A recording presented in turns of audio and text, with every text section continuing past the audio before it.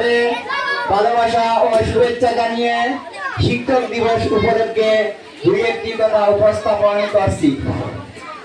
5ই September একটি গুরুত্বপূর্ণ ও স্মরণীয় দিন, কারণ এই শিক্ষক দিবস পালন করা হয়ে থাকে এই দিনে ভারতবর্ষের সমস্ত শিক্ষক শিক্ষিকার প্রতি সম্মান, শ্রদ্ধা ও ভালোবাসা প্রদর্শন করা হয়ে থাকে।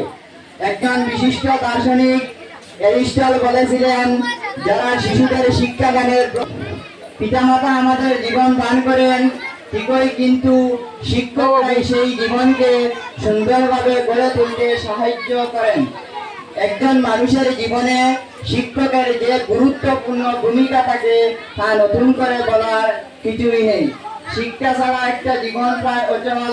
শিক্ষক যে শুধু পড়াশোনার ক্ষেত্রেই হবে তা নয়, তিনি থাকতে পারেন জীবনের যে কোনো ক্ষেত্রে। তিনি একজন ছাত্রের ব্যর্থতার পাশে দাঁড়িয়ে জীবনের চলার পথে পরামর্শ দেন। তিনি তাকে কেবল সফল নয়, একজন ভালো মানুষ হতে শেখান। তাই একজন শিক্ষকের মোমবাতির সঙ্গে তুলনা করা হয়েছে, কেননা মোমবাতি যেমন নিজে পুড়ে অন্যটি, একজন শিক্ষক তার মেধার মাধ্যমে একজন ছাত্রকে গড়ে তোলেন। শিক্ষকতার পেশা খুব মহান একটি পেশা, কেননা শিক্ষকরাই পৃথিবীর সমস্ত পেশার লোকদের তৈরি করেন। এতক্ষণ যে কথাগুলো বললাম তার ভিত্তিতে বলা যেতে পারে যে 5ই সেপ্টেম্বর শিক্ষক দিবস কেন পালন করা হয়। ডক্টর সর্বপল্লী রাধাকৃষ্ণন 5ই সেপ্টেম্বরে জন্মগ্রহণ করেন। তিনি ভারতের শিক্ষার ইতিহাসের গুরুত্বপূর্ণ ভূমিকা রেখেছিলেন। তিনি সত্যিকারের আদর্শ শিক্ষক। 1962 সালে তার ছাত্রছাত্রীরা তাকে বলেছিলেন, আমরা আপনার জন্মদিন পালন করতে চাই। তার উত্তরে তিনি বলেছিলেন যে, তোমরা আমার জন্মদিন পালন করতে চাও তাহলে আমি গর্বিত, কিন্তু আমি গর্বিত হব যদি এই দিনটা শিক্ষক দিবস হিসেবে পালন করো। এতে সমস্ত শিক্ষকের প্রতি সম্মান জানানো হবে ছাত্র সমাজ থেকে।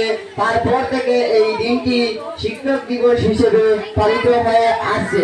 ছাত্র সমাজের সাথে শিক্ষকের যে টান বোধ হয় অন্য কারোর সাথে ওরা সম্ভব নয়। শিক্ষকরাই তৈরি করেন আগামী ভবিষ্যৎ এক উন্নত সমাজ। কিন্তু এই একদিনের সম্মান প্রদর্শনের মাধ্যমে সম্মান প্রদর্শন করা হয়ে থাকে। একজন শিক্ষককে সব সময়ের জন্য শিক্ষক সেটা মনে রাখতে হবে। শিক্ষক আমাদের জীবনের একটি গুরুত্বপূর্ণ অংশ। শিক্ষক ছাড়া যোগ্য সমাজ, যোগ্য ছাত্র কল্পনীয়। তাই প্রতিটি দিনই আমাদের শিক্ষক দিবস হিসেবে মনে করা উচিত এবং প্রত্যেকটা দিনই প্রত্যেকজন শিক্ষক শিক্ষিকার প্রতি সম্মান, শ্রদ্ধা ও ভালোবাসা করা উচিত। উপসংহারে শিক্ষকদের সম্মানার্থে একটি কথা বলে আমি আমার ক্ষুদ্র বক্তব্য এখানেই সমাপ্ত করব। হে শিক্ষক ধন্য তুমি, তোমার উপমা তুমি নিজেই।